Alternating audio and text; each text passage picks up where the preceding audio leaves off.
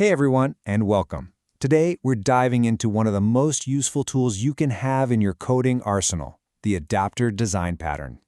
You can think of it as a kind of universal translator for your tech, letting different parts of a system talk to each other, even when they weren't built to. So let's start with a problem that I'm sure every single one of us has run into. You've got two pieces of technology, right? Both work perfectly fine on their own, but they just can't communicate. It's that classic, super frustrating issue of incompatibility. You know that feeling, don't you? You get that shiny new gadget you've been waiting for, you rush home all excited, and then you find out it just won't work with your old trusty system. It's a tale as old as time, and honestly, it's a real pain. Let's make this really concrete. So picture this. You just splurge on an awesome new Bluetooth sound system. The sound is just wow. But your home theater controller, the one you love, it's an older model. It only speaks infrared. So now you've got two great devices that are on completely different wavelengths. Literally. And this is exactly where our hero of the day, the adapter pattern, steps onto the stage. It offers a really simple, really elegant way to bridge this exact kind of communication gap. It's all about making the incompatible compatible. So, what is the adapter pattern officially speaking? Well, at its heart, it's about connecting two systems that can't normally talk to each other by creating a shared interface they can both use. The really key idea here is wrapper.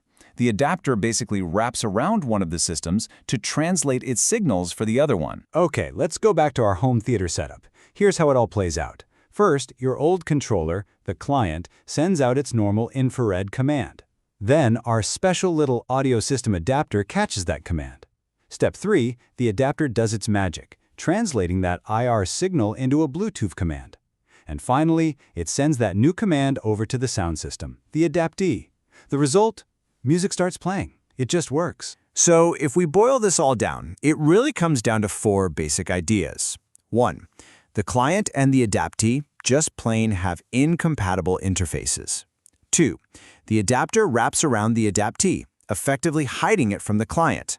This is important because it means the client only ever talks to the adapter. 3.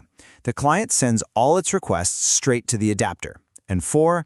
The adapter takes that request and translates it into something the adaptee can finally understand.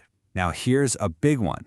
It's really easy to get the adapter pattern mixed up with another one called the facade pattern.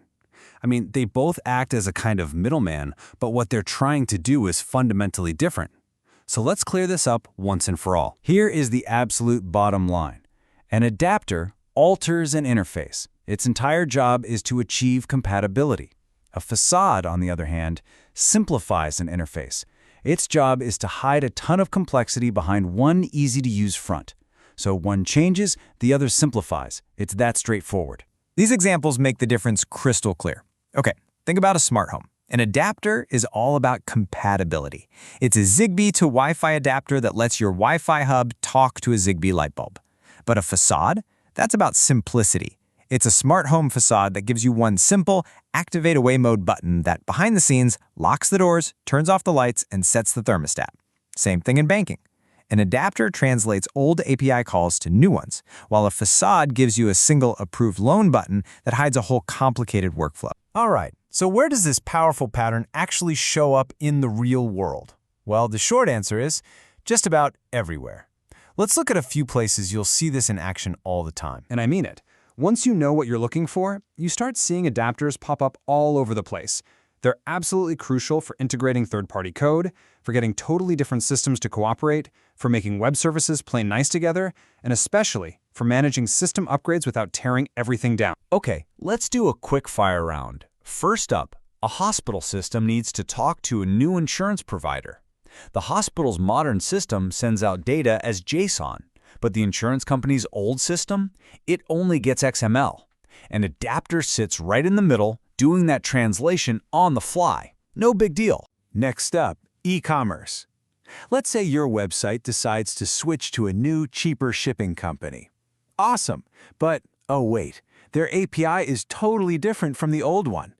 Instead of rewriting your entire checkout system, which is a huge risk, you just build a little adapter for the new courier's API. Done. And for our last one, let's talk video games. Say you've built your own game engine, but you want to use a really powerful third-party physics engine.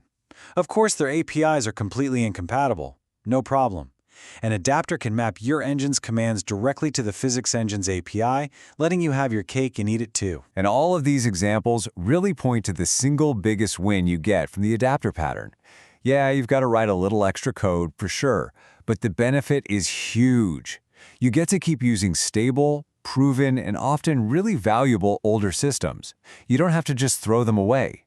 It's about evolution, not a total revolution. So this leaves every developer, every architect with a really critical question to answer. Building an adapter isn't free. It takes time and effort to build and maintain it. So you always have to ask yourself, at what point is the cost of building that bridge worth the incredible payoff of keeping a valuable legacy system in the game? That trade-off right there, that's at the heart of so much of modern software engineering.